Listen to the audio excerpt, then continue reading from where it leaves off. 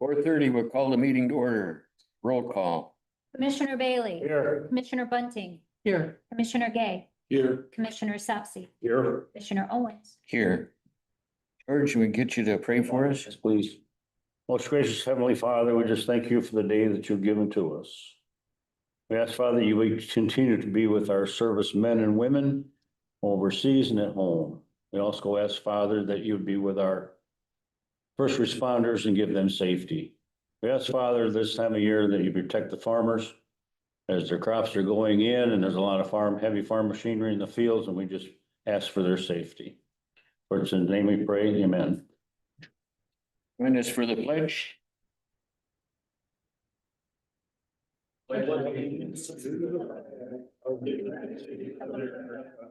to the republic which stands one nation under God, indivisible, with liberty and justice for all.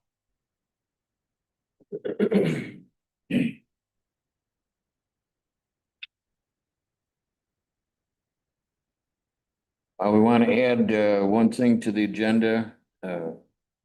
Alma Transit Center, we'll put that right after Keegan.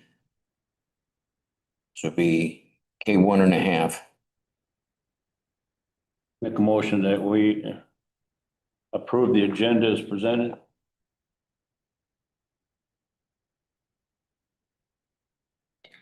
Second.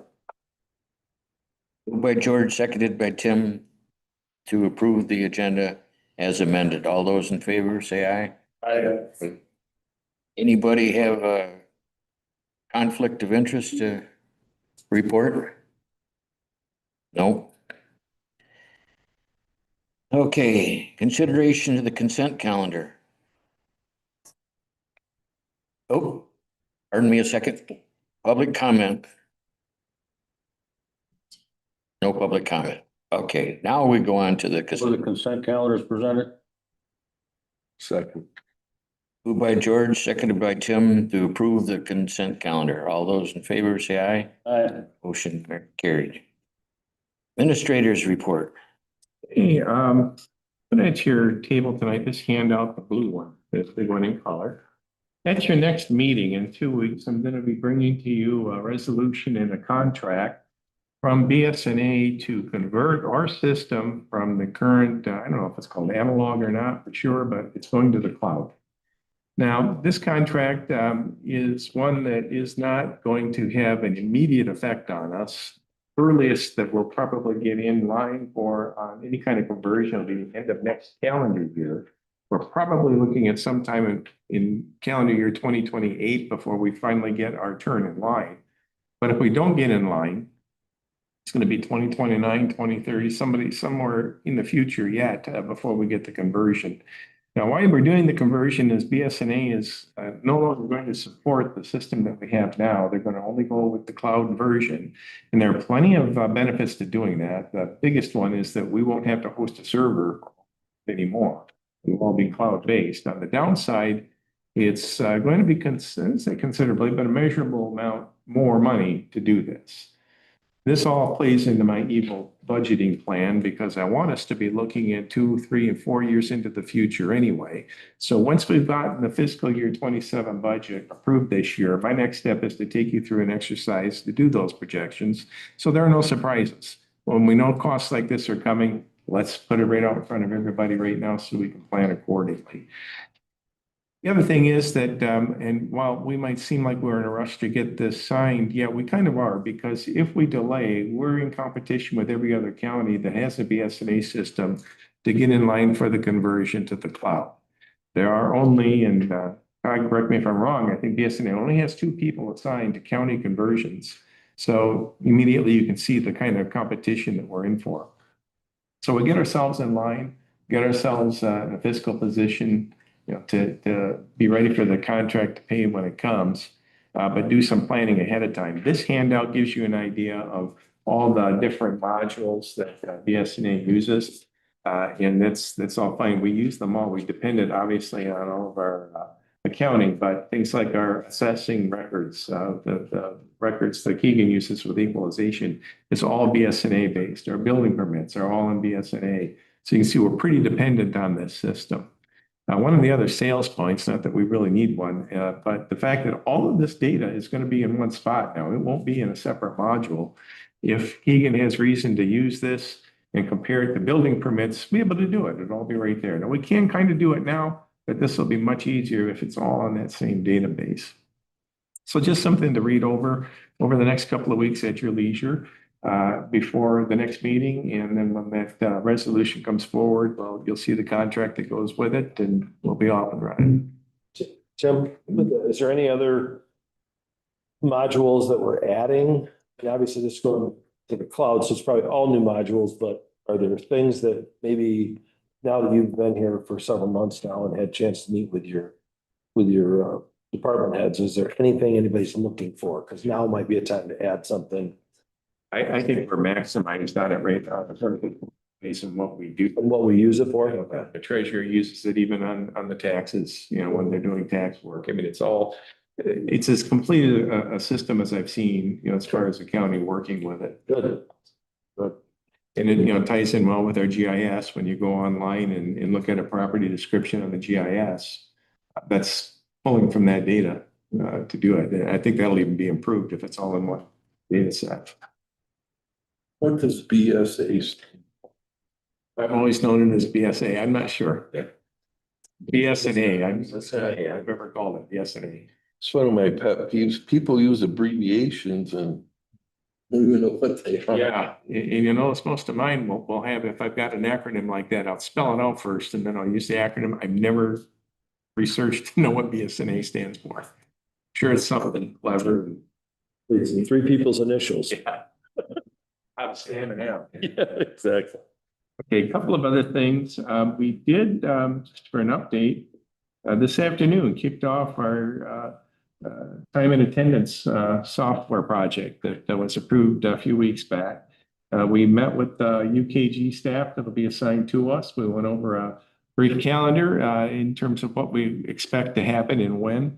They are projecting 7-month period to build this out, but are very optimistic from where we're standing now that we will not need 7 months to do this. The heavy lift is up at the front end. We'll start this, I believe next Wednesday will be our first meeting, building the system, literally tearing apart each collective bargaining agreement and our personnel manual to make sure we get every nuance of any kind of time anybody earns and get it into the system. It's crucial that we get this as close as we can at this stage, and that will help with the rollout considerably.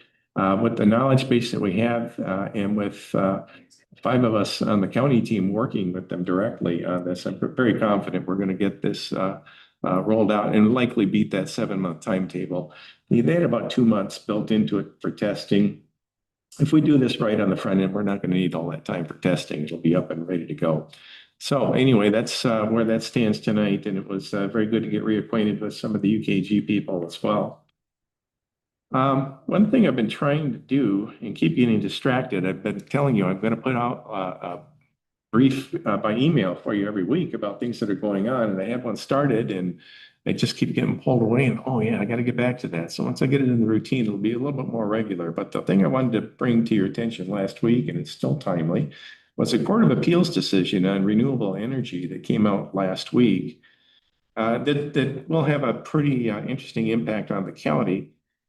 This has to do with that state law where the state was going to potentially take over some of the siting requirement for renewable energy, but then they've said, well, no, the local units still have a role in this. One of the elements of that statute said the effective local unit of government would receive $2,000 per megawatt produced by a solar farm.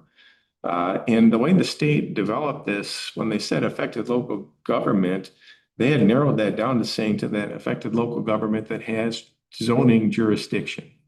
So as you know, we don't have zoning jurisdiction everywhere in the county. So the way that interpretation was that that township, let's use Pine River, would be eligible for that $2,000 per megawatt. And they would be the only ones that would receive that. Well, the Court of Appeals said, no, the counties are just as affected.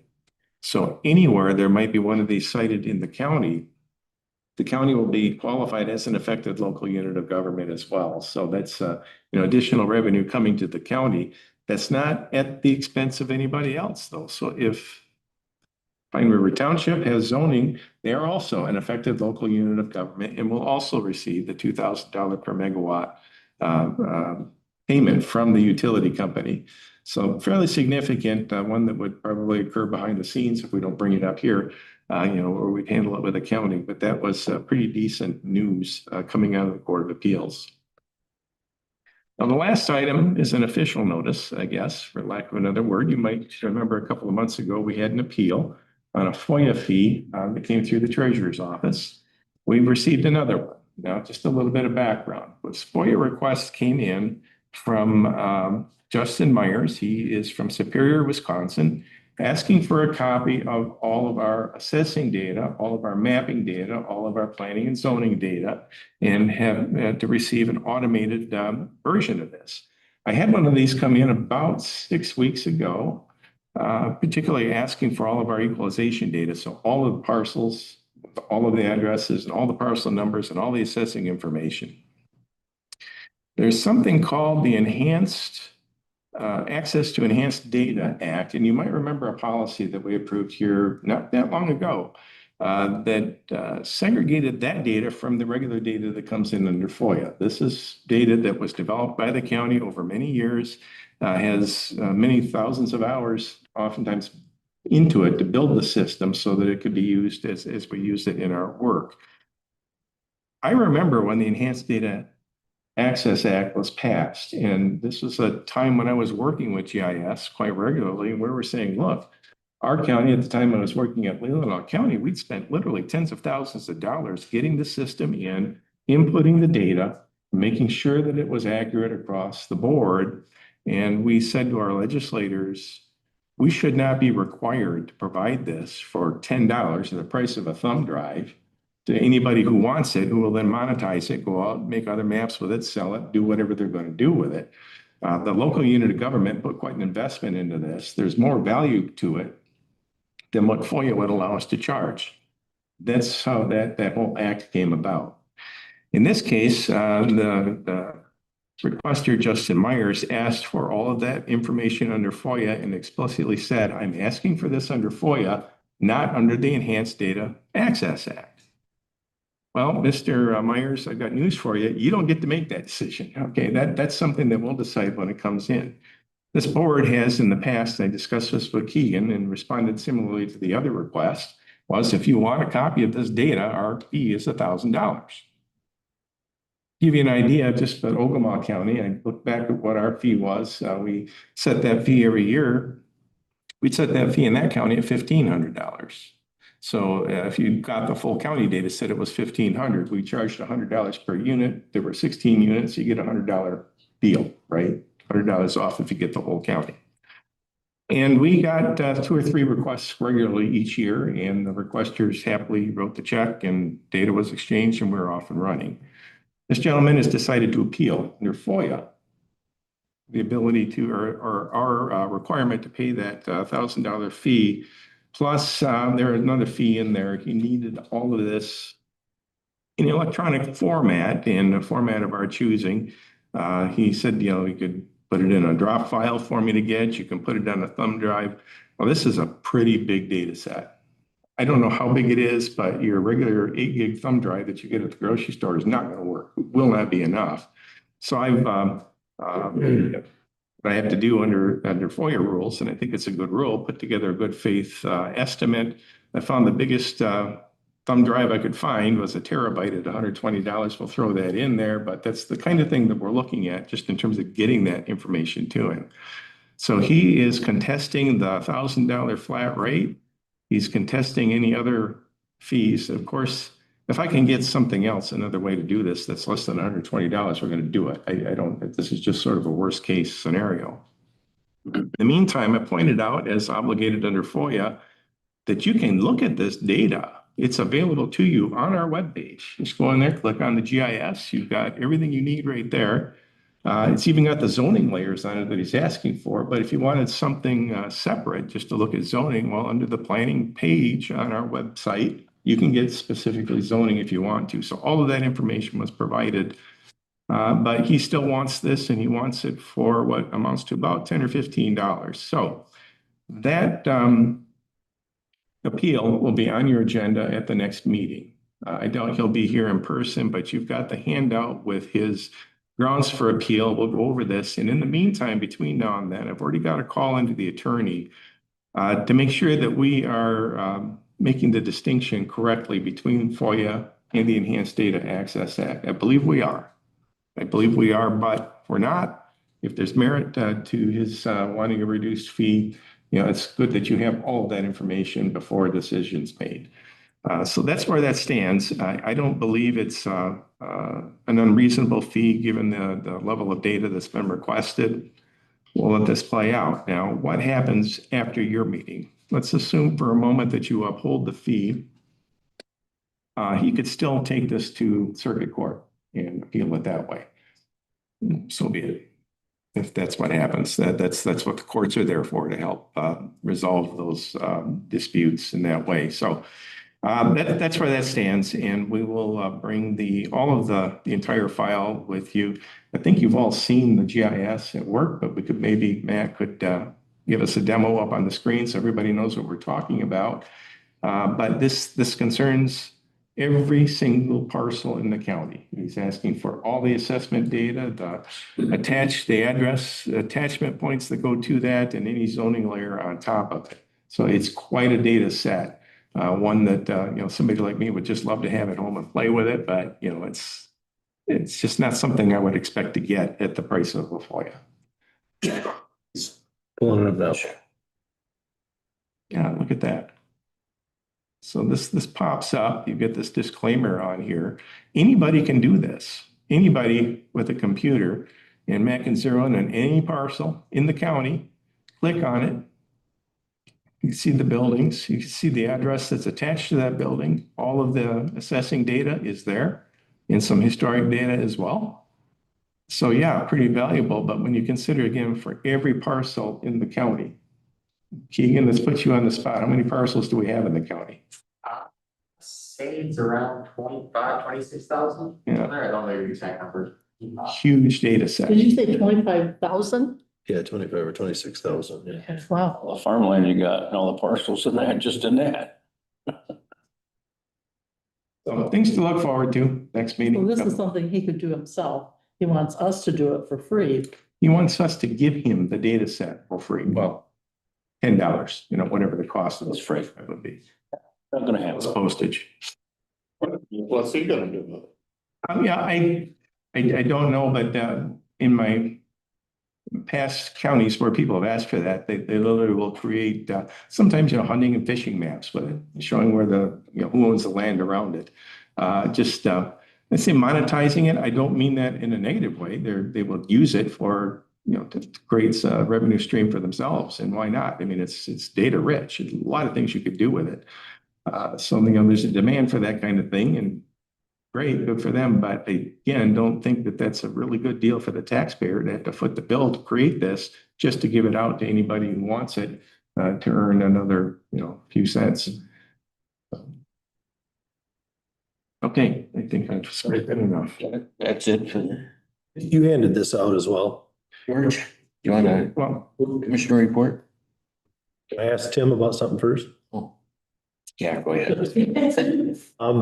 You handed out this, yeah, that's I think they called it a blog at the time from Yo and Yo that discussed use of public funds for various purposes, and in this case, things that the auditor claims is affirming were not intended to be used for. And it's just a bit of information. I know there's been some interesting conversation since our last meeting. So you've got that document. I think I might have referenced it last time we talked about it. But now you've got. the reason I brought it up is obviously, we made a decision at last month's or last meeting 2 weeks ago that after having time to do a little more research on it, I believe it is truly against the law. I think it's MCL 169-257 and then this kind of reaffirms that. And I've had conversation with Tim about this. For the $5,000 that we voted on for the Christmas party or holiday luncheon, sorry. So anyhow, I personally want to start the process to rescind that. So I believe there's a motion to rescind. Correct me if I'm wrong, Tim. That's how we have to start this process, So to rescind that. the process is two steps. First is to put the board on notice that you intend to bring a motion to rescind. Now, the rules of Is that what procedure today is? were adopted state that you've got to give the rest of the board 7 days notice, at least 7 days notice of your intention to do. So you wouldn't be voting on that tonight. There'd be no resolution, no motion or anything tonight. But the board is on notice if that's your intention to bring that at the next meeting or whatever, sometimes 7 days in. I guess that's what I want to do is I would, after having time to research it and vet it fully, what we did isn't right. There's no way we can say, but we can't make him break the law. And that's what we'd ask him to do, is to break the law. And I don't feel comfortable with that. So that's why I read about it, asked him for some further guidance on it. And I feel that we owe it to the taxpayers of Gratiot County. We're going to have a holiday party. We'll just figure out a different way. I mean, there's other means for that to happen without it breaking the law to get it done. So anyhow, my intent next meeting is to have a motion to rescind what we did. And I just want that to be clear that I intend on making that next time. It gives everybody until June 2nd to research if you want yourself, but I don't feel we can do that. Not comfortable with it either. Okay. So anyhow. I hate to tell you guys, but I told you so. I told you it was illegal. If you hate to tell us, then don't tell us.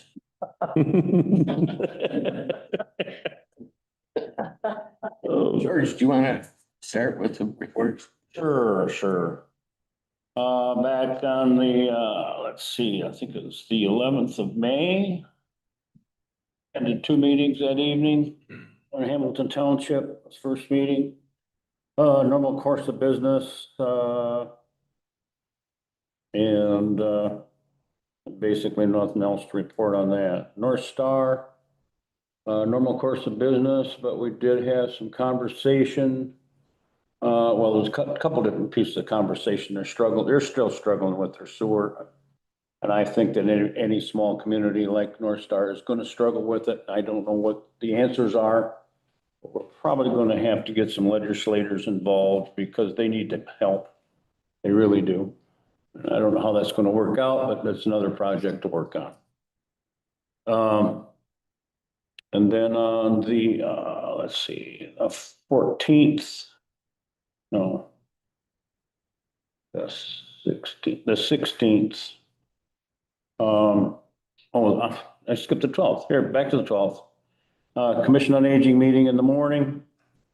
And then in the afternoon, I had Lafayette Township and Wheeler Township. Lafayette Township's getting ready to build their township hall.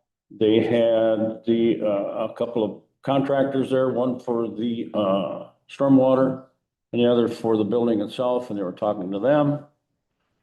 And then at Wheeler, they were talking about, bring it up a little bit later, the fire department open house, which was on the 16th. We went to that. And we also talked about the Beacon and Bridge or Cooper's Corners. I am here to announce that the excavator from around Tuit is at the site now.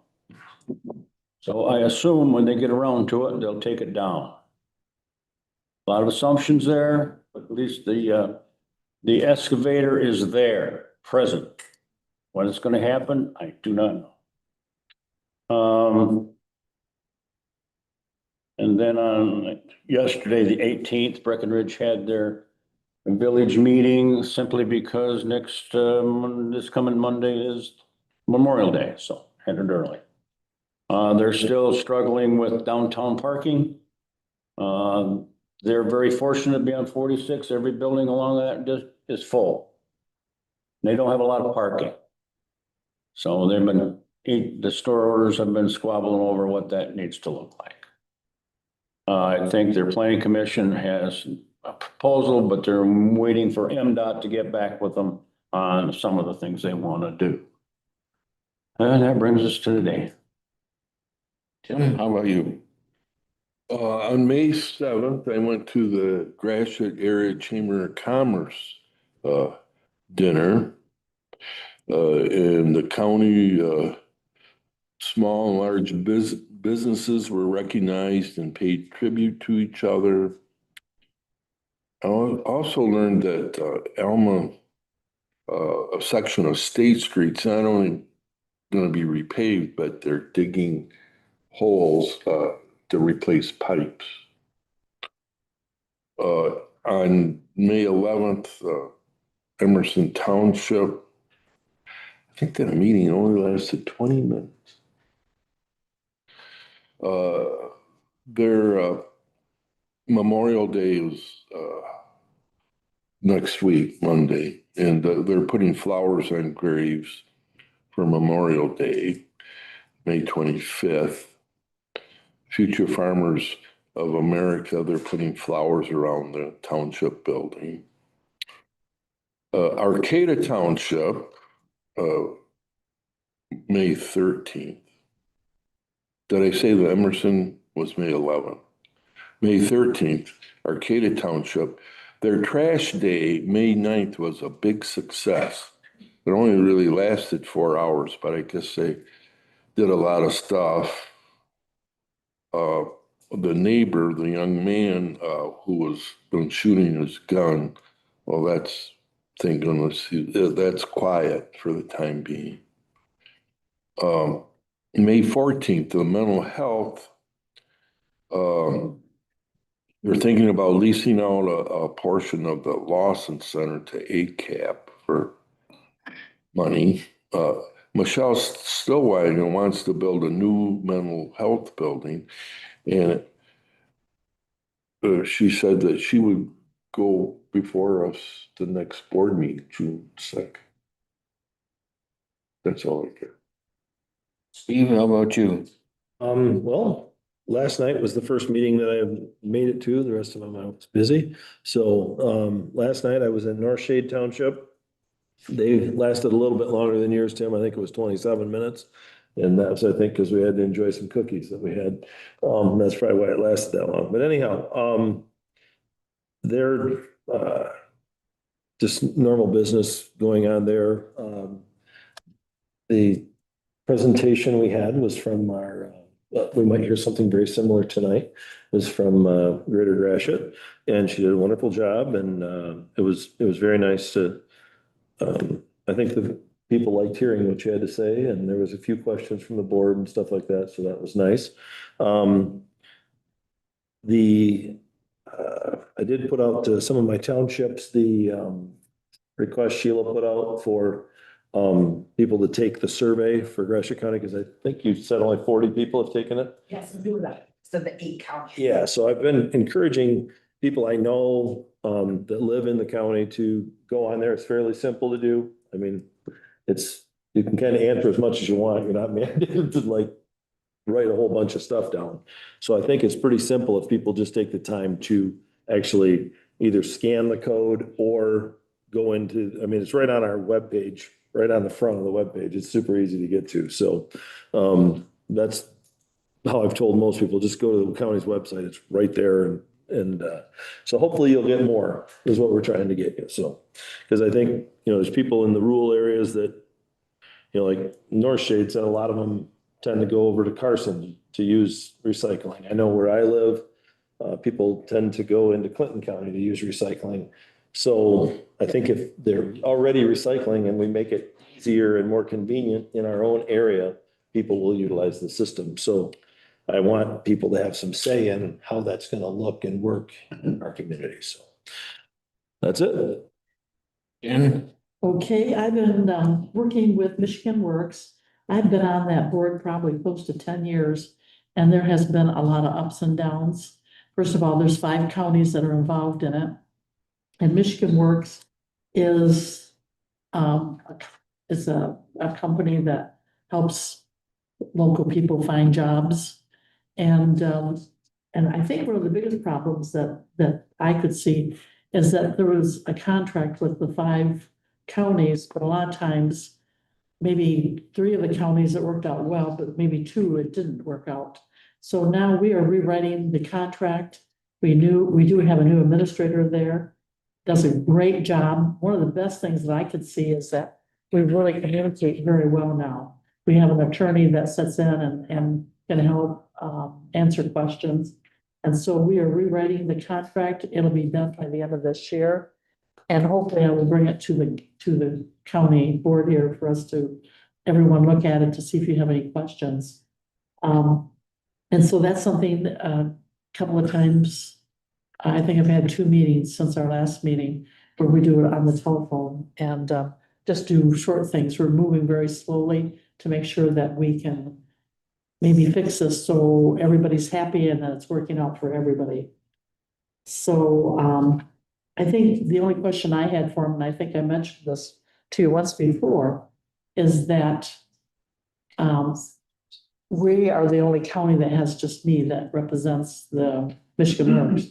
Isabel County has 2, and then from there they have 4 or 5, and I think 2 4s and 1 5 that sit on that board.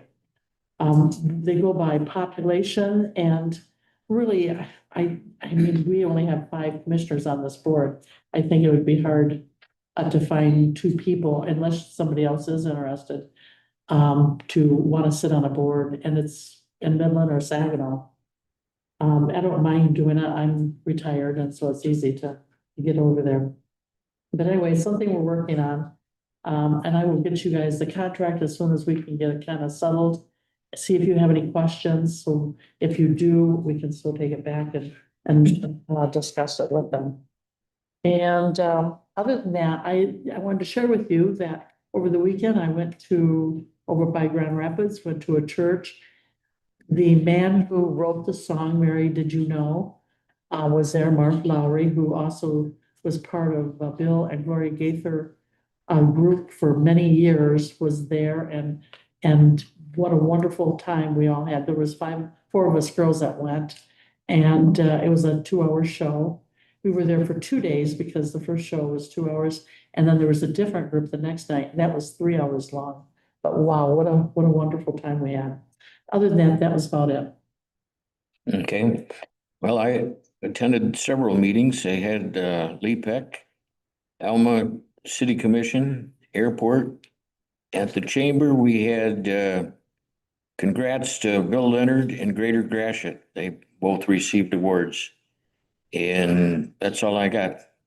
Dave, can I add something else that was in our consent agenda that you actually mentioned something to me, and I think it's important for us to keep it on the record. This ITC transmission line, we actually got our official map of kind of the projected area where it has to go through Gratiot County.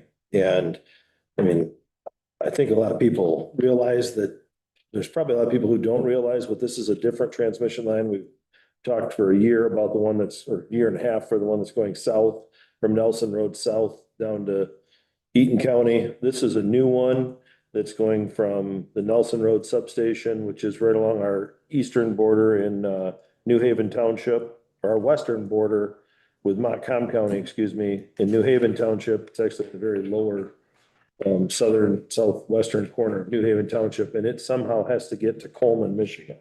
So that affects Gratiot County in some way, shape, or form. And when you look at where it's going through, I think there's 3 wind farms and 1 solar farm that if potentially could end up going through, if that's how they routed it through there. Not only with that doesn't account for all the center pivot irrigation systems and that sort of thing that this has to somehow transverse through our county. But I think it's definitely something for us to keep on the agenda for the public to know. This is, I mean, the map has part of New Haven, Sumner, Acadia, Pine River, and Seville Township. So a large portion of our county is potentially going to be affected by this thing and how it goes through there. So I just think it's worth mentioning at the meeting. So when they have the public meetings that could be coming up, I think it's going to be important to try and get not only, public officials, but landowners and concerns. General public. As well. Yeah. They did have some preliminary meetings at Elma College. They had them all over mid-Michigan, but they had some at Elma College that I attended, and I mean, this is pretty much, it's gonna happen. It's just a matter of how they can figure out how to get the thing between Nelson Road and Coleman. So there's that we need to talk about. Okay. Okay, new business. First up, Egan.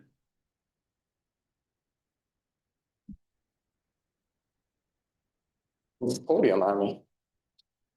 All right, tonight I have, looking for approval of the 2026 tax rate request form, and that is for the operating rate of 5.5206 mils. So we did not have any sort of rollback on the operating rate. I know I said in the equalization report that we were looking like we might have it, but we had to switch some revised couple things and ended up not resulting in that. So same operating rate as last year. Now, Keegan, you brought up in this letter to us about what's happened with the Headley rollback stuff. Mhm. Can you explain so everybody can hear how much that has affected? Because the original is 5.98 mils, correct? Yeah. You're currently at 5.5206, correct? Sure. Yep. Can you explain to everybody how many dollars we're talking about? At least an estimate of how many dollars, because it's a lot. Yeah, that I do not know. But when you do the math out from what this thing projects that it's gonna bring in, Hmm. $11,124,085. Yeah. That portion of the Headley that has eroded away Hmm. is a fair amount of money. Yes, yep, it would be a pretty good chunk of money since then, but you'd also have to take into account what the taxable value would have been back then. Yes. And then, yep, multiply by the millage rate Yeah. each year going forward, so, But at some point in time, do you feel that the county is gonna have to, because we can reset that through a mill or through an election, correct? You can put that on. yeah, I think it has to be reset Yeah. or millage override for a public vote. And that's why I brought it up to you. At some point in time, that's probably gonna have to happen in order to continue to do the things that we do in Gratiot. And be able to make, as Tim talked about at the beginning of the meeting, when we get our budget done for 26, 27, we're gonna be looking at projections 3-4 years out. Okay. Obviously, these are the things this is what kind of sets what we have to use as tax dollars, so.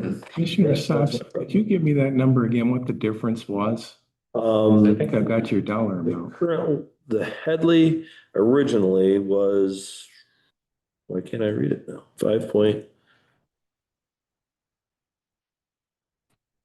Jumped off the page of me the first time I wondered. 5.98, and the current rate is 5.5206. 5 point what?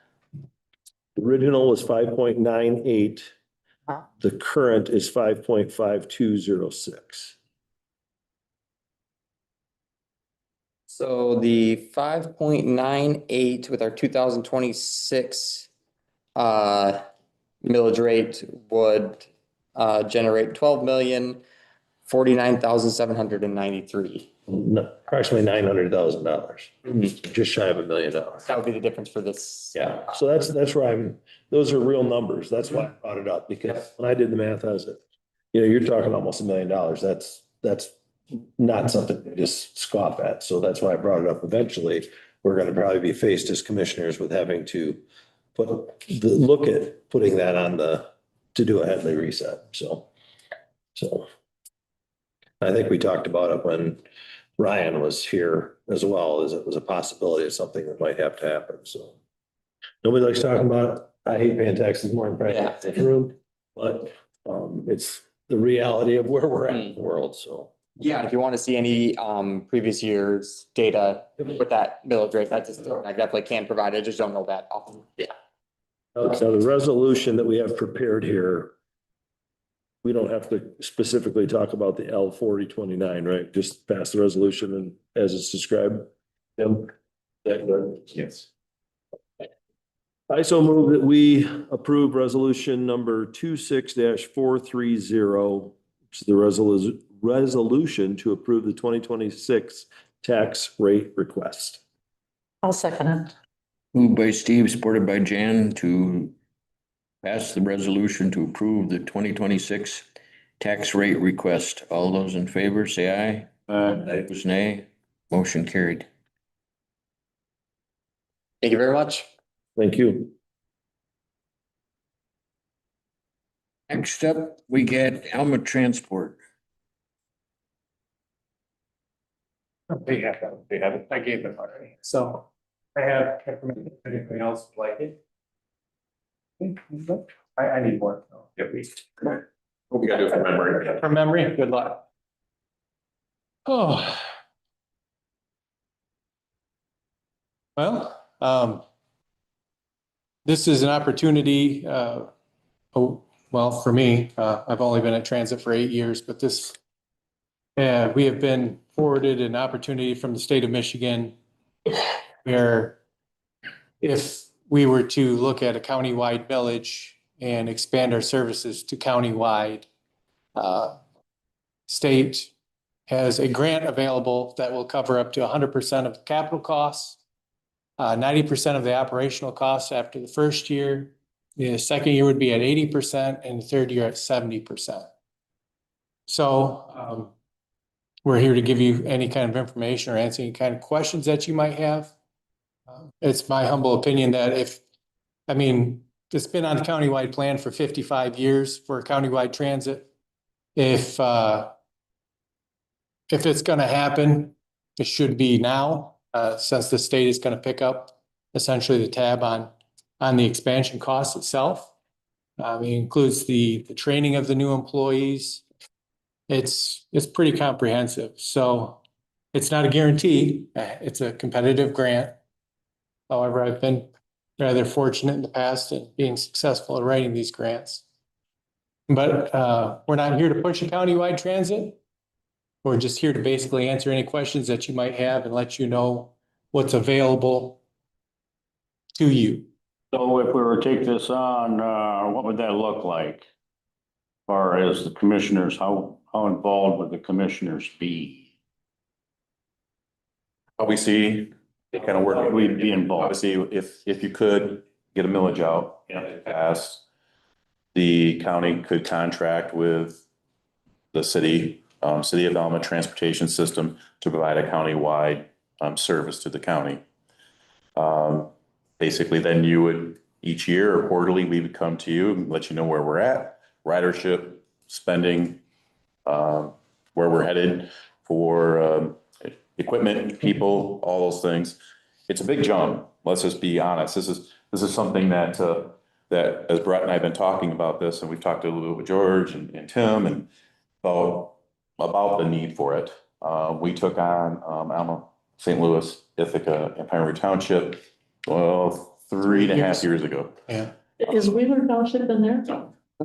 So Is Breckenridge? nope, that's it. Slipper is just Ithaca, St. Louis, and Pine River Township, and with the city.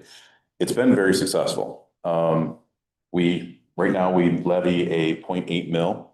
We can levy up to Headley 0.96 and change after that. Since we've came together with Slipper, we haven't levied our full amount. So that's a positive, not just for our community, but for Slipper as well. It was some growing pains, and I'll let Brett speak to that a little more in detail, but there was some growing pains, but we were able to absorb it. And it's been successful enough that That's probably why we're even here talking tonight, because other folks have been talking around, well, can you stop here? You know, can you stop here? Can you stop here? Well, underneath how this works, we can't provide service to anyone that's not part of the millage between Slipper and between the city of Alma. Once you roll that big, Brett can talk a little bit about the size and scale. And we have our neighbors to the north, Isabella County, and our neighbors to the south and Clinton County, they're a little bit different than us, but they're still rural and how they have to handle things. But we're kind of a whole, we're a desert right now. We're a whole between Isabella County, Clinton County. There is no connection there. So I'll let Brett talk about that though. Sure, I mean, if you can ride public transit until you get to Gratiot County. And then if you skip us, you get to Isabella County, Clare County, Gladwin County. I mean, it's a countywide transit for rural areas is a commonplace. So we're kind of an oddity. Not saying that we should do this, but that's just one of the things that MDOT has looked at and discussions that I've had with the director from MDOT is that, you know, I know that you guys have been trying to do this forever. She's the one that brought this grant opportunity to me and said, you know, this is a perfect opportunity for you to push this across the finish line. So, and how it would work, these are some numbers, budget numbers that we would projected for spending. And essentially, I look at hiring 10 full-time staff drivers. We would operate on Saturdays. Most public transit don't operate on Sundays. So we currently are a Monday through Friday operation. And we'd have to expand our hours as well. Most open up at 6 and then they close at 9. So some are even later, but with 10 folks, I don't want to, it's hard to find people who want to drive right now, believe it or not, or work actually, but No, yeah. it's a ongoing concern for us, not only to find people to fill those driving positions, but people that are willing to do it safely, follow the rules. Obviously, it's federal dollars attached to it, so marijuana is a big deal. There's a lot of folks that just won't give that up, and we can't hire people that at all. I mean, that's a zero tolerance type thing. So that's made it very difficult for us as well. If I can, one of the nice things before I lose it, one of the nice things that becoming a part of Slipper did for us was Pine River Township goes all the way to the county line. So we have an interlocal agreement with Isabella County where we go up to Mount Pleasant 3 times a day. And they also come down to Alma 3 times a day. Our folks are basically going up for shopping and whatnot, and their folks are coming down to use our medical services. So George had brought to me that, and I know for a fact, because I get calls from Clinton County Area Transit, that folks in the southern half of the county, they don't want to come to Alma, they want to go to St. John's. And so I have spoken with the director from Clinton County Transit, and she is also very interested in forming an interlocal agreement to do something similar that we're currently doing with Isabella County. But what else did you have? Sorry. That's all it's going to go. Projecting out what would be the proposed millage request. So in order to make this work, we've calculated roughly a 0.5. So if we're to put out for a millage ask, I would say we would up to 0.5 mil. If we can do it for less, obviously we're collecting taxes. We're not here to bankroll money.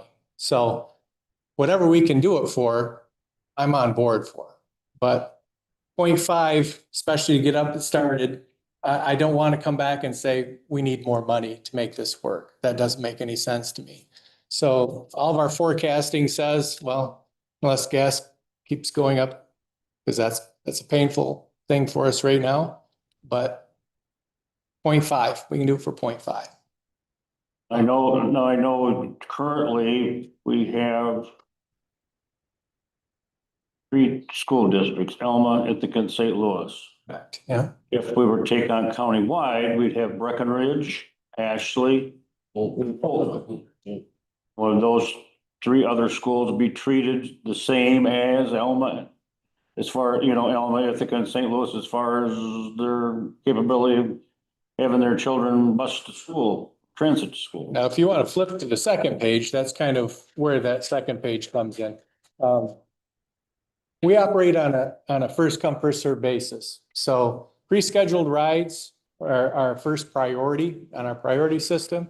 So folks that schedule their rides in advance, they get first dibs. So, but how public transit works, and the only way that you can do it effectively and efficiently is if you bundle rides together. So I know Isabella County, they have 58 drivers at any given time out and about. And in the burbs of the county, they will go out there like every other hour. So a true on-demand system, they don't even have that in Isabella County with all their resources. So it would be different than, I mean, our buses are in Ithaca all day long. They're in St. Louis all day, in Elma, in Pine River Town. When we're expanding the system to the whole county, you had just told us that they're gonna have capital improvement or capital budget Right, of these buses, correct? right, yeah. Then theoretically, you would have enough buses to be able to get those out county ones at the same rate as you do the city ones. The rate would be the same, Yeah. regardless, yes. And I mean, When you mean rate, what, are you talking about the same fare or are you same talking? fare. Oh, there's the fair, but he said fair, but I was talking about at the same ability, you got the same ability to get the ride. Yeah. In other words, if you're in Ashley, the Ashley School District, right now, I envision there's probably a transit but in Ithaca every day to take those kids, to pick those kids up and bring them to Ithaca. I would assume, it's an assumption on my part, but you would have a bus in the Ashley area to take those Ashley kids. Same way with Fulton, same way with Breckenridge. I mean, if they schedule the rides, then obviously then they would like the service. Yeah, it's It's only gonna have 10 extra drivers, or is it 10 total, or is it 10 extra? 10 extra, 10 extra. full time. Yeah, That's, so you, because right now we, if you have them out to go to 3 different school districts. You already do it now? You got no buses, no, 3 additional school districts, because scheduling, very familiar with it. yeah, 24 hours a day, or, that you gotta have, not 24, but anyhow, you're gonna be very limited at how many buses are gonna be available for those other scheduled ones, like the medical. where our part-time staff come in. Okay. We utilize our part-time staff at those peak times. Mhm. We're not allowed to call them school times. Yeah. It's our peak hours. Oh. Because we do transport a lot of kids to and from school. Mhm. But it's doable. I Mhm. mean, if they book the rides and we can bundle those rides together, then we'll provide those trips. I mean, that's what we do. So let me ask you a question. You have the whole county and say that there's 2 areas that don't want it. Like everybody votes and everybody like, say Fulton wants it and, I'm trying to think, and Ashley might want it. But say there's I'm trying to think of New Haven, say New Haven doesn't want it. And they had more people that voted and it voted it down. Do you still do the ones that want it? This is it's countywide, Jan. It has to be- Either all or nothing. Yeah. Okay, Yeah. because I know there's people out there that want it. Oh, I get calls every day. Yeah, The frustrating ones are when you're driving right by, and they're like, hey, I see you going by, you can't stop. Arcata Township, Emerson Township. how much how much does this cost each one of the residences? I guess you probably can't tell me that, can you? 0.5 mils. Well, for those that already have the service, it'd actually be a 3/10 reduction. So for Ithaca. Tell them what the cost per ride would be for the individual and the different rates they have for different ages. Oh, okay, well, if you're 75 or older, we consider those folks Gold Star members and they don't pay. Those folks are generally on a fixed income and so they ride for free. Seniors and disabled ride for $1. Kids under 5 with their parent, as long as they're not going to school, they ride for free. And a regular fare is $2. So it's very economical. It is. Well, You should just charge everybody $2. That's real cheap. That's why we have a millage to help us rest. Yeah. What would the And- millage rate of 0.5 be per thousand for? Is that what you're working on, Tim? Actually, let me call it right back up. I just had it. Yeah. Senior wheels spinning or so. Is at 0.5, $1,016,843.66. That's what it would raise overall, right? Right. For one What does year. that come out to per thousand for, let's say, someone that lives in Fulton Township in a house that's valued at $250,000? What's it per thousand? Because that's how your mills are figured out. I think Casey actually has that on a handout. Yeah, Casey has it on a handout. It's, He has it. the average home is $25 a year in taxes. But if you live in a little trailer house, It's less. it'd be Probably less. be less than that. It should be real reasonable. Average home in Gratiot County is $25. The cost, yeah. They must not live in Iowa Township. That's what? Well, it's interesting because I've got folks that are like, oh, I'll never use public transit. I don't want to pay for it. And it's understandable and everybody's, they're entitled to their opinion. Even one of my drivers, ended up using our service when he had to have hip replacement surgery to get to and from. So, I mean, you're just one accident away from needing the service. And for me, as the mayor of Ithaca, I mean, I got the service to Ithaca because when my mother was still alive, we had to pull her license and then she had to rely on my brother and I for anything. And boy, that's a horrible thing to take somebody's freedom away. So, Well, it's good to go for the voters. It's gonna be a hard sell in the outlying areas. absolutely, yeah. Here's what we're looking at, Dave, is this is the time to really look at it, because with the funding coming at the state level, the opportunity to get a lot of the upfront costs for vehicles, people, all the training that's needed. If not now, then it's probably, It's gonna have, Should it's be not now. gonna be financially, it's not gonna be any better than the opportunity you have right now. the funding isn't guaranteed.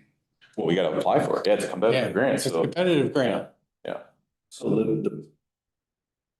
we want to put something on the ballot that we don't even know if we're going to get. Correct. So Yeah. if we don't get this grant and the voters happen to say yes, then where we're at, because you ain't gonna be able to afford none of this. Well, we'll know before it goes out for vote. We'll know before We'll November. know in We'll October. know shortly in July, I would think. They got what is it, June or June? Yeah. You have to have it applied for, right? Yeah, End of June, it has to be completed in it. yeah. So, okay. I don't know, probably by September they'll know. So it'll either go or it won't. Yeah. So you have the opportunity to back out if you don't want to put it in front. That's, obviously, that's your When would the millage go on the ballot?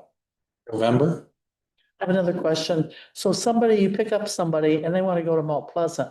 You do go up there. Is that more money? When you have to take them? $4. $4? Or you just can't beat that, can you? You can't. You could even go, Jan. Thinking about it, thinking about being a driver. Well, you could go to St. Louis anyway. You're living in St. Louis. You could go now.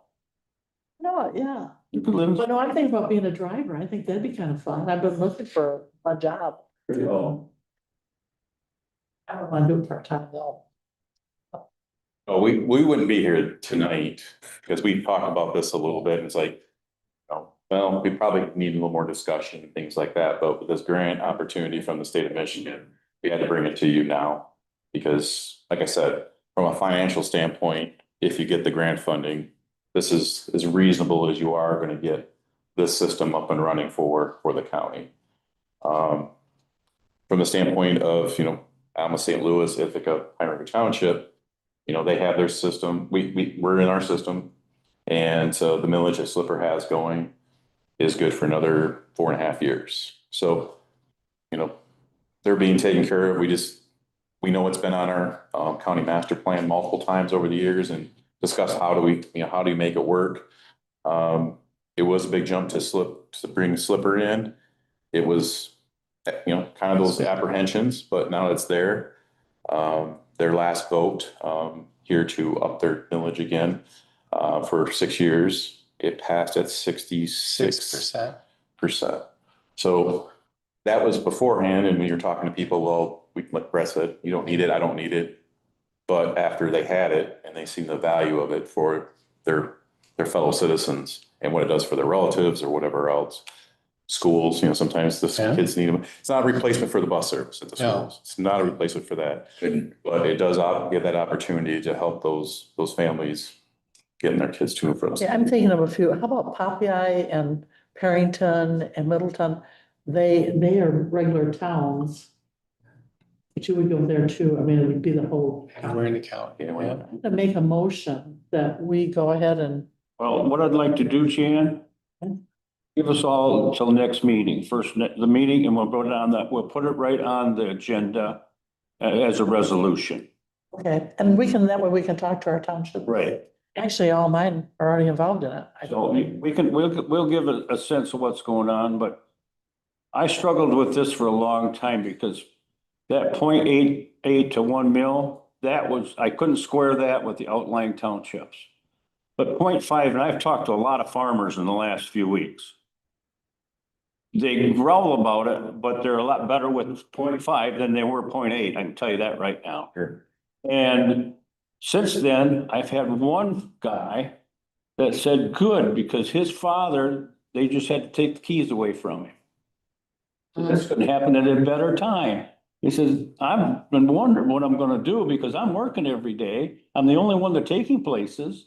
This would help my father immensely. Now, how many fathers or mothers or both are in that situation where they can't drive anymore? And this, I look at two, we've got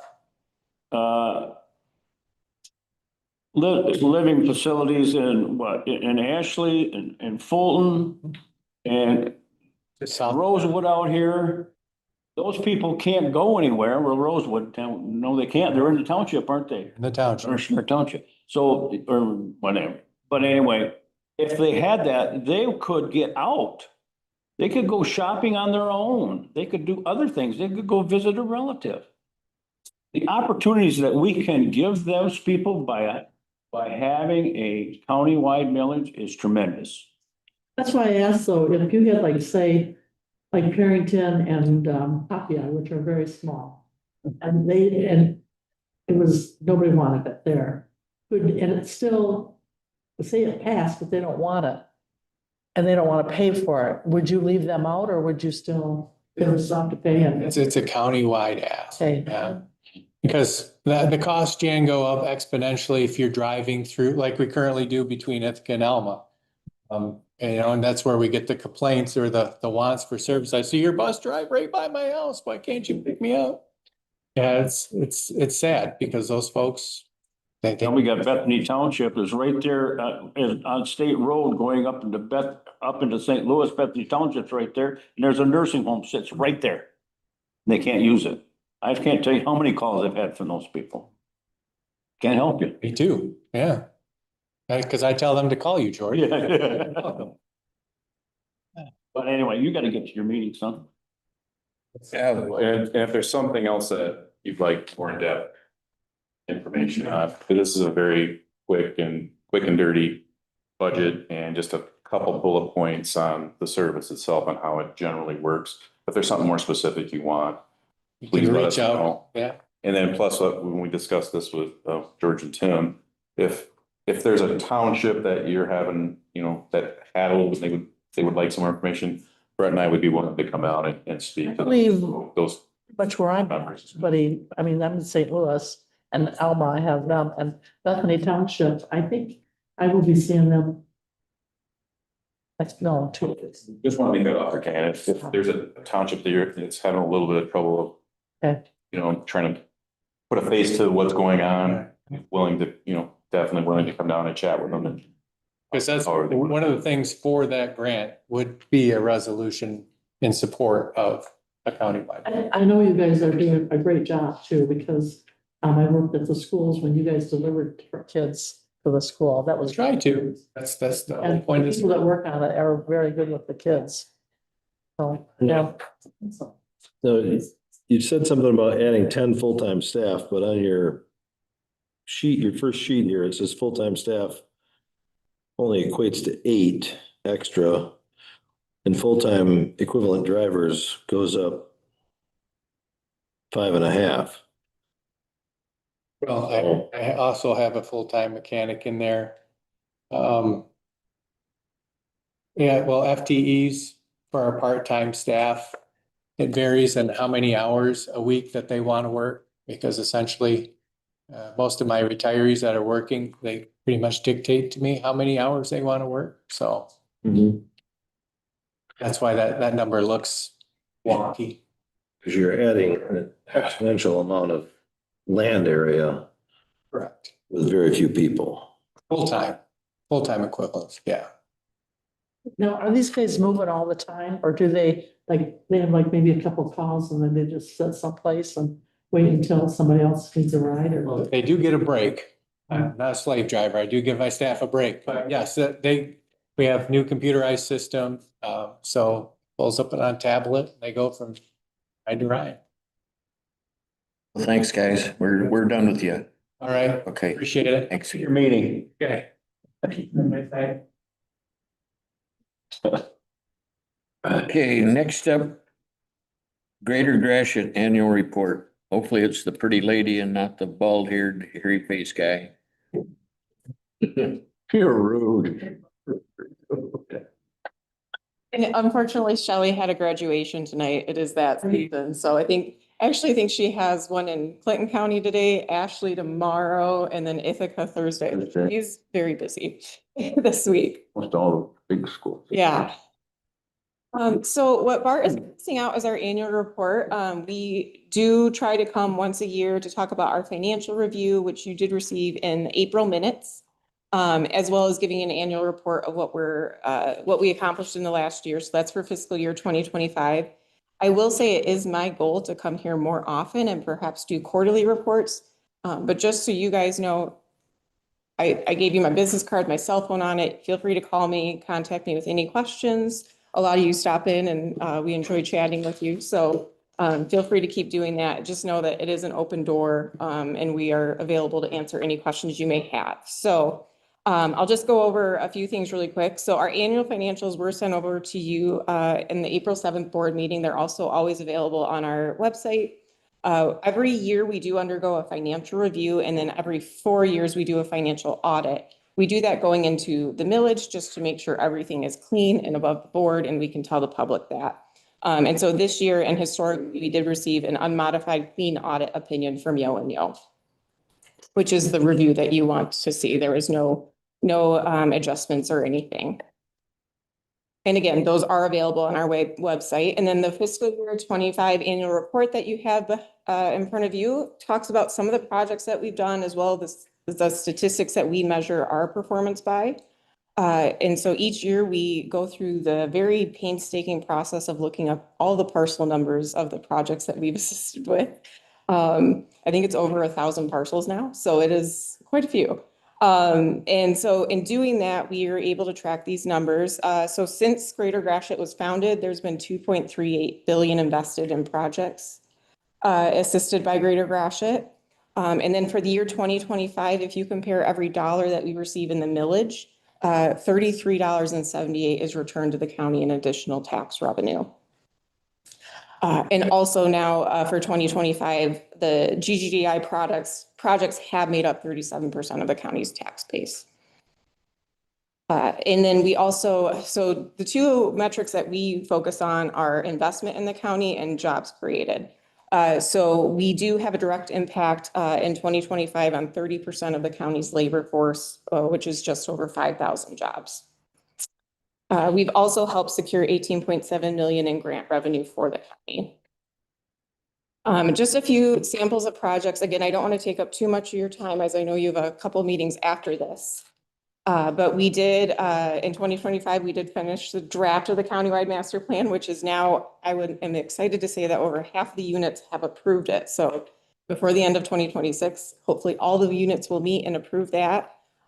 We haven't had any changes, any significant changes. So I think that shows that our public opinion and public survey process was really well thought out. A couple of the companies that we work directly with, Capital Steel located in the South Ithaca Industrial Park. That was 1.46 million and 10 new jobs. We also assisted Avalon with a building expansion in Alma. That was 1.3 million with 10 new jobs and 100 jobs retained. Additionally, we helped with downtown building, 311 East Superior Street, which was a brownfield and obsolete building. That is, I believe, 14 apartments. Yes, 14 apartments and 3 commercial spaces at 3.1 million. We've also tried to support talent retention and recruitment initiatives because we know that is the #1 need for our businesses. So we support events like the Gratiot Young Professionals Network, the Leadership Development Workshop, Mid-Michigan Manufacturers, Emerging Leaders, Mid-Michigan 40 Under 40, and other various talent events and job fairs. We also just answer the phone for any business. That's the great part of how we're funded by a millage is that anybody can call us and we will try to help them, from the small company that's starting out in their garage to the big, ZFS, Avalon, and those companies. They all get equal playing field and we're going to assist all of them every step of the way. It also holds us very accountable to the municipal unit. So that's why my personal goal for this year is to make it here more often, make it to the townships, and each of the local units meetings. So again, that was just a very brief overview of what happened in 2025. Already this year, we're very busy. We're working primarily on housing, which was our #1 goal in the master plan, in addition to our normal business activities. But we've been working with a housing developer that has plans to do quite a few projects in the county. We're really excited about that. We did an Ashley site tour on Friday, so that was really great. And also childcare. Childcare is a huge, huge issue. And I think there's going to need to be a lot of state and federal assistance to solve that because that is not just a Gratiot County issue. It's not just a state of Michigan issue. It's all over. But something that we were actually able to help with the connection that you mentioned between 8CAP for the childcare facility and Gratiot Integrated Health Network. So hopefully that'll work out. And just the type of variety of calls that we get day by day. So again, if you have any questions, I'd be happy to answer. The whole housing Yes. crisis that not only Gratiot County and state of Michigan, the whole country has. Is there anything like the commissioners can do to, obviously we have oversight into some of our, you have a zoning commission and that sort of thing, but is there anything that we can help to have an influence on requirements that are required? Because you're starting to see, nationwide, people are, there's still a lot of people want to build a big, huge house, but how practical are those with what you're trying to solve?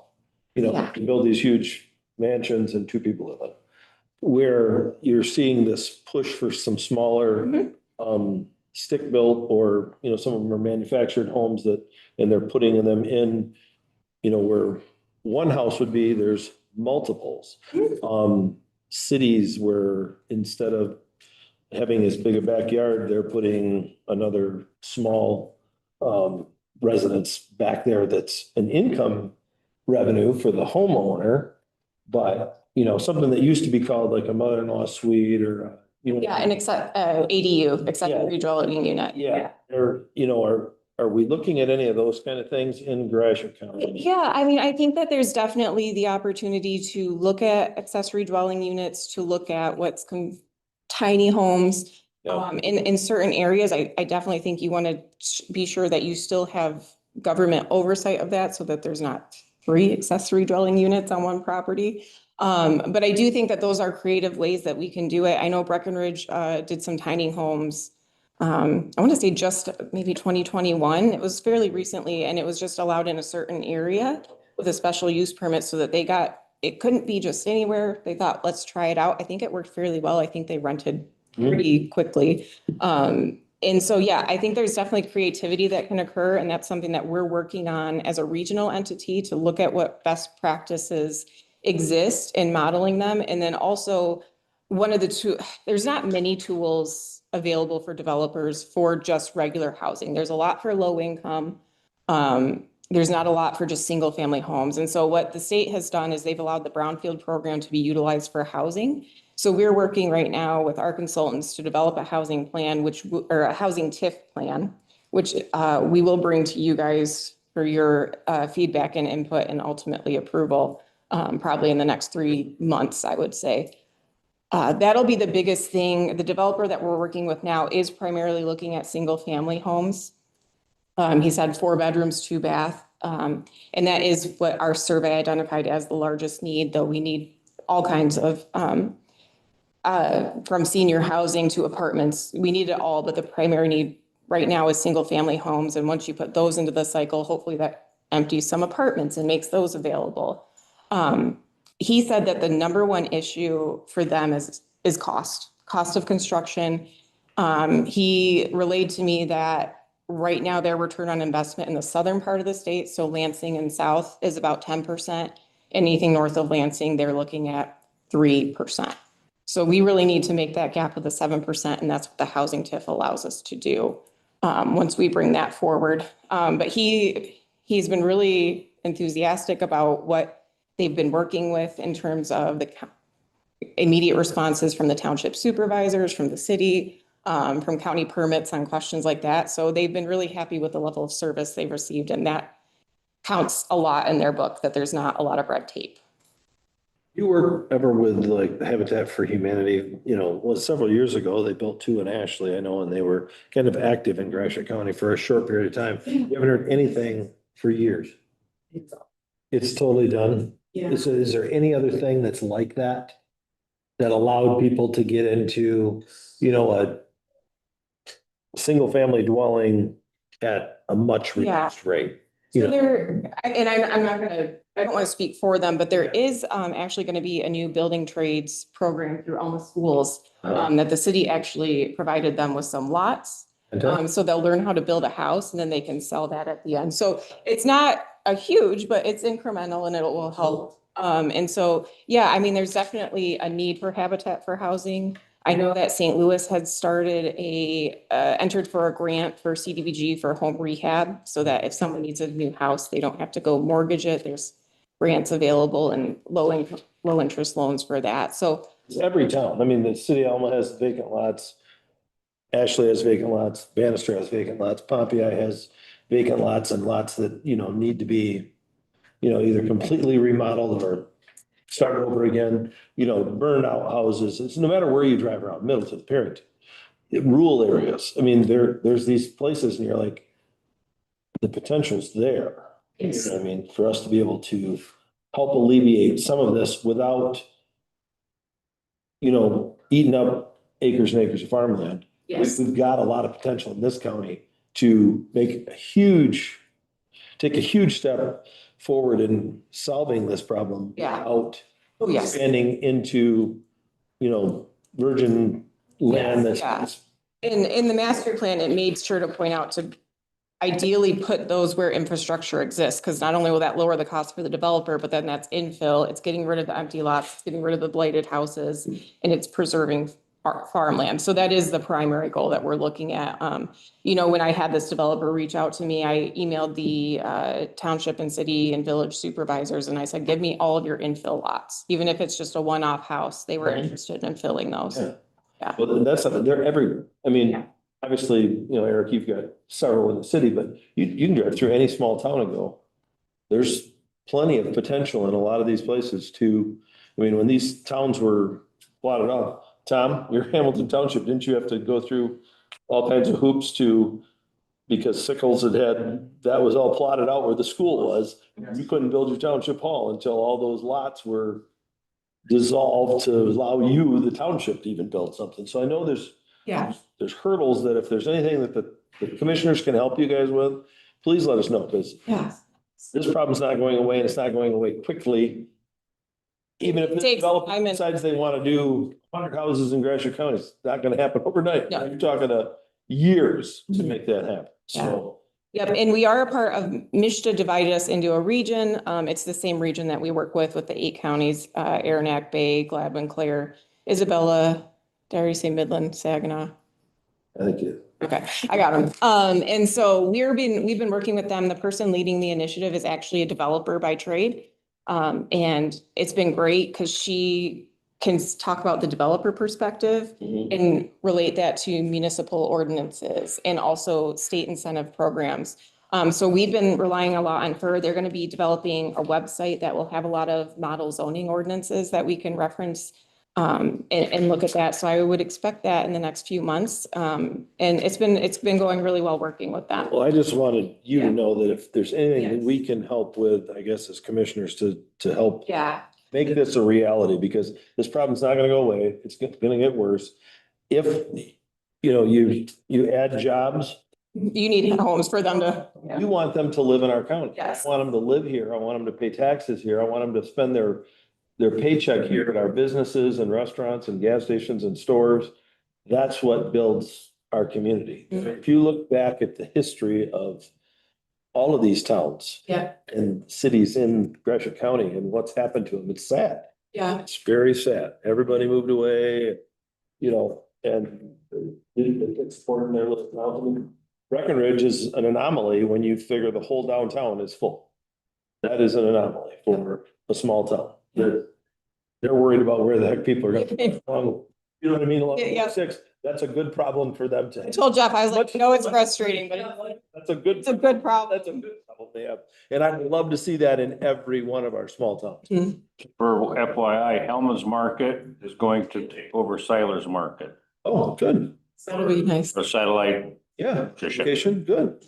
Yeah, awesome. But I mean, Say that. Yes, I appreciate, I would, I'd love to drive through Riverdale up Lumberjack Road and go, yeah, all these houses being built here. Wouldn't that be wonderful to be able to do that, go into Bannister and see some new Mhm. houses that were built not because there was an insurance claim, yes. that happened, but there's just actually people wanting to. I mean, we've had some people really do some things in Ashley and Bannister and, you know what I mean? But there's room for more of that. Yes. Older couples didn't move out there. If we had a transit, they could get on the bus and minister Yeah. for St. John's. Yeah, and that is part of it too, in terms of where people can locate. A lot of times they are. But I yeah, just did the math on the numbers and I know there ain't gonna be no bus driving by my house, so. And I live on the mainest road in the whole township, besides. But- yeah, I appreciate that, Steve, and like I said, I think in the next few months, we're gonna be coming with that housing tip proposal, and I think that will allow us a start in that direction and hopefully some momentum, so. It's a whole new frontier for me. We've dealt with downtown, like mixed use. We've never dealt with strictly residential, so it's learning a lot. But You're up for the task. we're up for it, Bart and I. Bart's been working really hard on that too in childcare, so, yeah. Thank you, Casey. Yes, thank you. Bart. Yeah, Bart, you put so much into that, yeah. Okay, next up, we get two resolutions that I think we can take together to appoint person to Economic Development Authority and the Brownfield Redevelop Authority. We only had one for each one, so. Partial term ends the end of December and 27. Can we do them together then, even though the two different people? Okay, I so move. It's the same Same person. One person. Oh, same person for both of them. I was reading Shauna coming in and Sarah going out, and I'm like, what do you mean the same person? But they've resigned from both of them and the same person. Okay.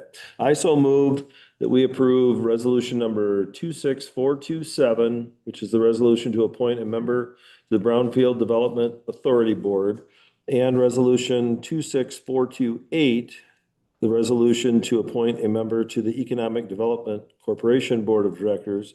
And that person, the only applicant we have is Shauna Dancer for both those positions. Moved by Steve and seconded by Tim to appoint Shayna Dancer to the Brownfield Redevelopment Authority and also Economic Development Corporation Board of Directors. All those in favor, say aye. Opposed, nay. Motion carried. Next up, consideration to approve resolution 26-429, which is the service animals policy that was presented to us last week, 2 weeks ago. Just, that pony thing, we got. I don't like that, but really not much we can do about Yeah, there's it. not a whole lot we can do about it. I so move that we approve resolution 26-429, resolution to approve service animal policy. I'll second it. Moved by Steve, supported by Jan, to approve resolution 26-429. It's a resolution to approve service animals policy. All those in favor, say aye. Opposed, nay. I have a question on this Motion one. carried. So if I decided to bring a dog with me to a meeting, do I have to have a paper on it, or how does that work? You gotta prove it's a service animal. Yep, get approved as service animal. So how do you do that? You go to, You have a card, identity card. Yeah, it's probably through the state. I'd be really disappointed if you brought a dog and not a tiny horse. People say the dog calms them down or something. But Now, they're mental, all right. you kind of cute He him. didn't mean that. Oh, yeah, no, There in TV land, he didn't mean that. it slipped.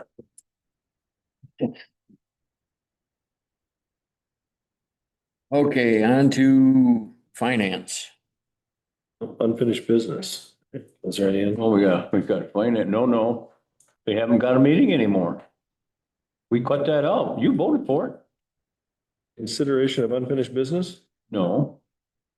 The finance, we got No, I asked about. consideration of claims. About consideration of unfinished business.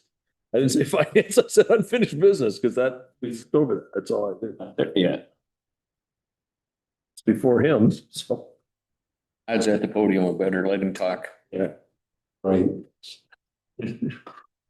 All right. Well, in your packet, cash balances for the end of April. So you can see what we're sitting at, a little over $15 million.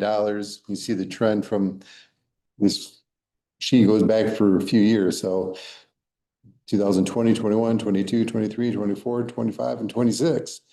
So you can see what the trend is. Actually, well, 100 grand better than we were the prior April. So we're doing okay in that respect. The profit and loss statements are behind there, just in summary detail, what you're looking at on those. We got 7 months of the fiscal year completed, so give or take 58% of the year. When you look at the last page, you'll see where we are expense wise compared to budget. We're under that 58%. So in totality, we're sitting in good shape. We'll be taking a look at where we are within the different funds and see if we got to come back with budget amendments, but that will be happening here in the next month. Suspect yes from the number of the totals for different budgets that some of them will need a little. There will be a little tweaking here and there. You Yeah. can hear in there, yep.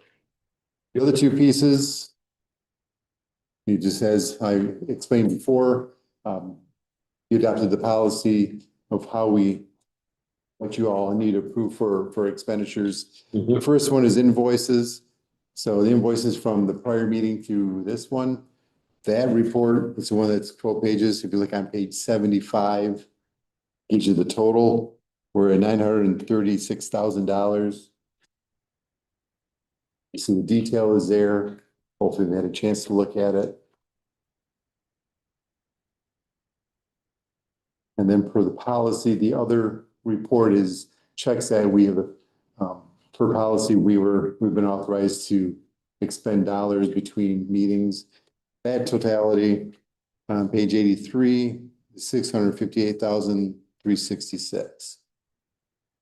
So we're ready for approval for those two pieces tonight.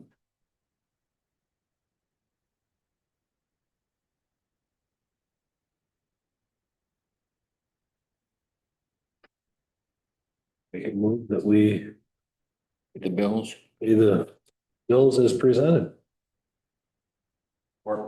Moved by Steve, supported by George to pay the bills. All those in favor, say aye.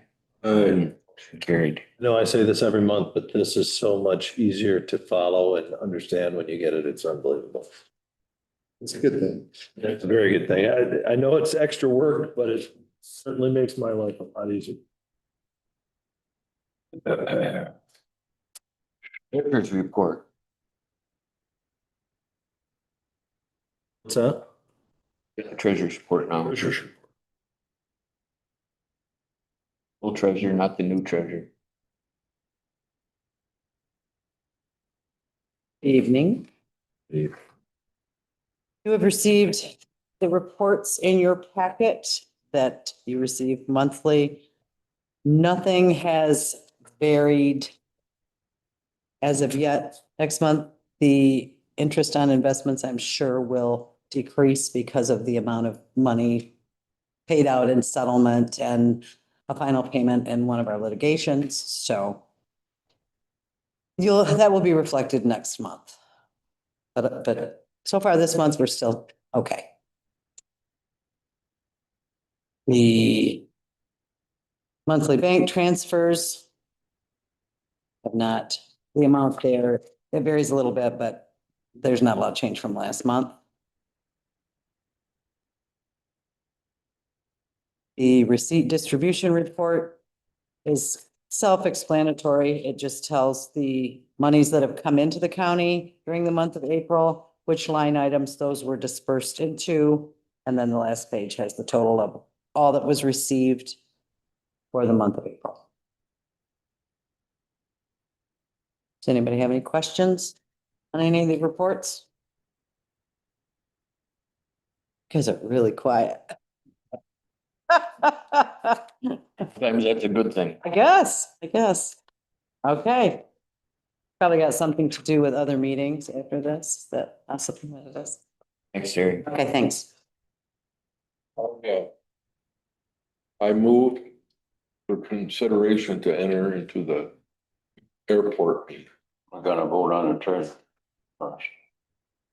Treasurer's report. I make a motion that we accept the treasurer's report as given. Moved by George, supported by Steve to approve the treasurer's report. All those in favor, say aye. Aye. Motion carried. I move for consideration to enter into the airport. Support that. Moved by George, supported by Steve to enter into the airport meeting. All those in favor, say aye. Aye. Motion carried. Dennis? Doesn't want to hear about the airport? You might wanna hear about this. Hey, Chris. Yeah, this might even be one you want to hear about. He's gone. Well, good news for him. Say, this is probably the most exciting news we've had about the airport in a long time. That would be on what? That you're here, Dennis. The Oh, blue shirt and smiles. all right. Well, he's talking about some other good news that we just got notified today from Gary Peters' office that we got accepted for the grant for our terminal. So $1,289,000 toward the new terminal. So I think we applied, the first one we applied for was 5 years ago. Part of the 5-year infrastructure thing. So Eric and I, we worked on the original grant request for a couple, 3-4 years ago. And finally happened, so. No, you went through a lot of hoops with doing the whole Spicer thing to get. Oh, yeah. Stuff so that we were. Yeah, we did a lot of different A stuff. lot of different stuff to get, yeah, so. We, Elections, it worked. yeah, had heard that we were one of the 4 that got submitted. So we didn't know if we were gonna be actual selected, so. Anyway, so that's good news, but that's just a small part of the puzzle that goes forward. So now we gotta find out when we have to get all the stuff ready, because we don't have blueprints yet, we don't have floor plans ironed out. We'll have to get individuals back together. And we had a group from the airport there that I think there's about 25 that met with and with the architect firm. And so we got to get that group back together because there was some issues to discuss. And then we'll have to move forward, and we don't have a timeline what we have to meet to continue to get this grant, so. You're just not gonna have all the electronics in place for this one. Well, the electronics in the basement is, we also got a grant request in for new lighting in Roadway 927. Part of that is to move the equipment out of the basement for that stuff, so timing is everything, right? So I'm sure they took that into consideration with everything else that we got going. We also applied for 4 new grant requests. They had to be in by May 1st. It was, state of Michigan has $5 million that they wanted to put out to airports. Every size airport could apply for it, which is a little bit different than previous years. Last year it was 4 million. We applied for some grants there. We did end up getting some money last year for our taxiway rebuilds at the airport between the T hangars. That's scheduled tentatively for July 27th, starting that. It's supposed to be a 15-day project, depending on weather and stuff. So, but we did apply for 4 more grants. There's $5 million. We haven't heard on that. So the Michigan Aeronautics Board is going to meet on tomorrow in Sandusky. So we're anticipating you're going to get a recommendation from the Michigan higher group of what those grants will be. So What were the 4 we asked for this time? we asked for some money to and we had bids on this for the ramp.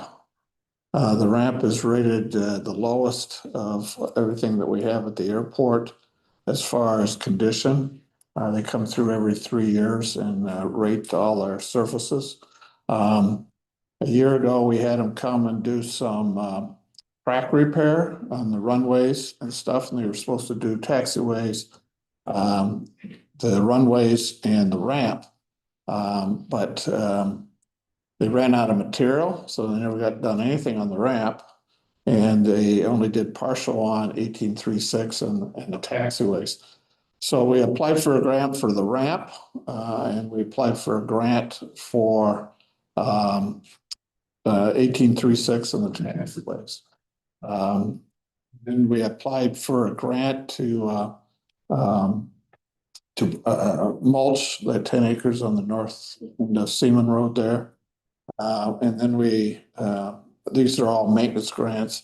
And then there was a separate area that you could apply for some equipment. The airport doesn't own very much equipment at the airport there. So we asked for a grant for a tractor, a brush hog, and some other pieces of equipment. So last year we asked for some similar type stuff. We only got approved for the taxiway piece, but there's quite a few airports. It's a competitive grant.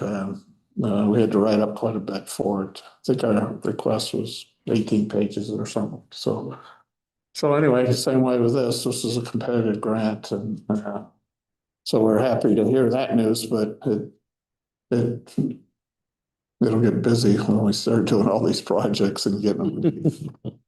I don't know. I can go through my report here. How did, we're gonna lease out land to farmers, the highest bidder?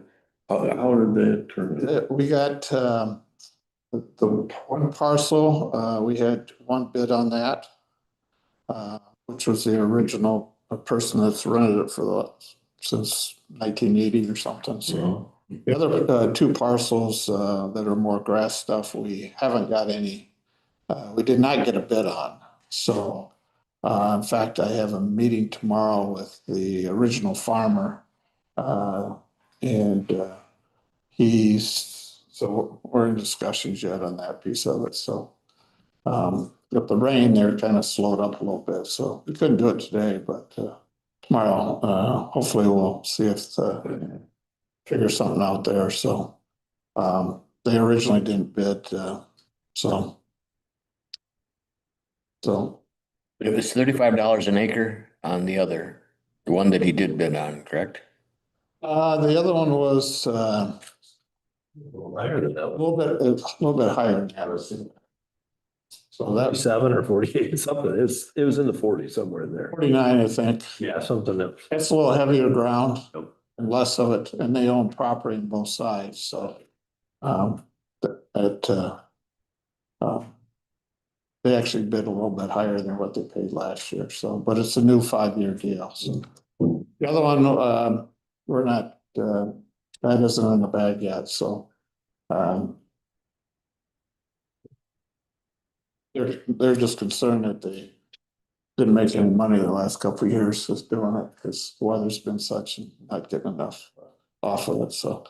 Anyway, we'll have a discussion on that tomorrow and see what, we can get ironed out on there. I don't know if there's many questions, or any questions on the report I sent in. I did send some pictures in this time. We had quite a bit of rain. Everybody is aware of that. On April 15th, I had some pictures there. 17th, we had a lot more rain. We spent 6 days cleaning off grates and stuff on county ditches to get water removed. And it finally took 6 days. We were cleaning grates out 2 to 3 times a day, because it would just back it up like a little. We did have a couple things to note. We did buy Jet A in April there, and we've since bought some 100 low lead in May. We went from the Jet A, because of the cost difference. We went from 495 to 725. And 100 low lead has went from 495 to 650. So sales of fuel will probably be slow down a little bit as we go forward, until something. Now, the only thing we did do to kind of, we bought all the bids that we get are for a semi-load of fuel. So we bought a half a semi-load of fuel and went through fuel and matched up with another airport. So we pay the same price, but we have to they got to find a match for that. So we're trying to hedge a little bit here that fuel may. Jet A has come down about 40 cents since we bought, but 100 low leads went up since we bought. So we'll see what transpires here in the next couple of months. We just didn't want to get caught with 8,000 gallons of high price gas. So Then have a plummet. on the report, kind of the daily report there, you can see when the weather's nice, we have a lot of activity with airplanes being fueled. I try to note the big days, 14 airplanes fueled. We had a couple days like that. When the weather's bad, not many people are obviously flying. So April 17th, we were supposed to have a couple jets come in. It was Alma's college graduation weekend. Greg Hatcher was supposed to come in, but we had fog that morning. And I mean, it's fog until after lunch. We did have one come in after lunch, but Greg Hatcher started here, and he was coming up, and he called into the FAA, the ATC, and talked. I asked him to call us to verify that we were foggy. He thought the AWAS, Automatic Weather Station, was in there. I says, no, I can't even see across the ramp. And then he got into Michigan, he called again. And I said, no, it's still foggy. I can't see across the ramp. So he actually turned around and went back home. So he didn't even come because he was just going to come for the day.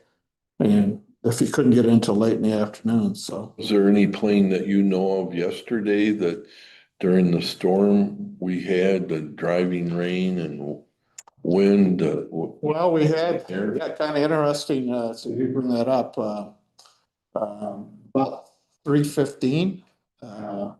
A military helicopter came in, it had 6 people on it. They were flying from Sault Ste. Marie down to Grand Ledge. And that line of storms was coming through and they were talking about very high winds in the Lansing area. So they actually landed and stayed at our airport during the heavy storm. We recorded 51 miles an hour of wind at the height of that storm at the airport. So they were there an hour and a half and then left and went on down after the storm went through. Got some good pictures of the storm rolling in. But I also got a picture from the Lansing there, Martin Air, who flies caravans, had a bunch of planes flip over. So somebody sent me that for state of Michigan. Messed up one of the big doors on one of them hangars and all that. Yeah. So they fly those little things for FedEx or UPS. And guys go out in the morning, come back at night, and drop stuff off. So, yeah, they lost some pretty expensive airplanes there. So, yeah, high winds, there was a lot of activity around. Let's see, I don't know if you have any other questions on the data there. We were like 2,000 gallons, 2,300 gallons below and see 1,829 gallons below. Compared to last year, we're 1,900 gallons over on 100 low lead. So, and we're still 7 days with weather compared to a year ago. If we look comparing it where we didn't have any fuel sales, and that's how I can kind of compare it. It's people are coming in, the weather's usually pretty good, so, or at least part of the day is pretty good. So, other than that, got questions on the financials that are part of that? It's pretty. Everything kind of looks in order, like he was saying you're 58% through the year and some of them are, some are up, some are down. Right. Like every budget. Phil, normally as we move through the summertime and into fall, we sell more Jet A, because the crop dusters use some of that. So that they're traveling right now. So they were in Wisconsin last week spraying BT, our local ones are. And then they'll be back, they'll be gone, be in multi-states, so won't be back till in July or something, so. Your daffodil fly-in was a success. Weather was decent. We had, I think 44 people actually. We had eight airplanes. That was part of the pictures I took there. That's the Michigan Antique Airplane Association that is now like, I guess you want to say not dissolved, but Rosie Duckworth still has they call it the daffodil fly-in because it's not an official thing through the thing. So, well, yeah, we had 44. She provides all the food and does all that stuff. We just provide a spot, and we had eight or nine airplanes on the ramp at one particular time. So, and so if the weather's bad, last year we had about a little less numbers last year, but I think we only had 2 airplanes last year. So the rest of them just drove in from around the state. So,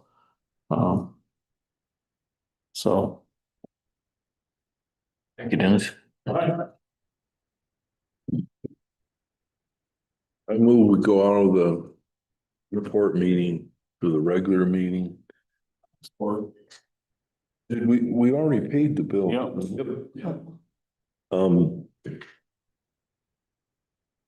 One thing I'd like to bring up about our agenda. I can't remember when exactly we passed the resolution about the agenda and getting things on in a timely manner. It seems like even though we passed that, every meeting we've had something that gets put onto the agenda. And for me, if it's not on the agenda, you don't have time to, it's like today's was fine. It's an informational thing. You know, we weren't asked to vote on it. I've got till the next meeting in June to do my homework on that stuff. But when we have something that gets thrown on the agenda and then we're expected to, you find out about it when you get here or just before you get here, it puts, personally, it puts me, I feel like in a position like I don't have time to really research or make a, you know, come to a consensus on how I even want to look at it. And I think that we need to either, if we get faced with those things, unless it's a financial thing, we have to pay a bill or something. I think those things can be presented and then we should table them until the next meeting. Simply so that you have some time to actually digest what's on the agenda, because it seems like these things crop up on the agenda almost every single meeting. And you don't have any time. Some of them are the action items that you're supposed to take action on, and you have literally the time you're sitting here to make a decision. And I don't know whether that's a good thing for us as a board when we can. We struggled with that since I've been on here, and I've been on here for Years. Yeah. It's just, I just think that there's a way to either table those things or. I don't like to vote on things that I've just handed, Mm-hmm. you know. Yeah. So just something to keep in our thought process as we go forward. You know what I mean? When it's something that's informational, that's great. You handed us out a flyer, you sat up here and talked about, I don't have to vote on it. I got till June 2nd to worry about that. But when somebody comes in and then they want you to take action on it while you're sitting here, it's, I don't know. You know, these are important decisions that we're making as county commissioners for the entire county. And I think that we owe it to our due diligence to look into these things. Sounds like common sense. Well, to me. and sometimes you're just gonna have to raise the question. Mm-hmm. I don't feel comfortable voting on this right now. We just heard it today. I mean, you know, it's the way it is. So, anywho, that was my comment I wanted to say. You get on the agenda, so you say that?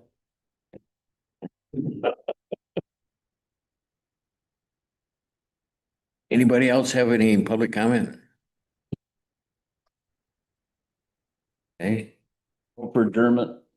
Support. by Steve, supported by George. By George, supported by Tim, I'm sorry. I was like, All those in favor say aye. beautiful pie. It's like, what did I say?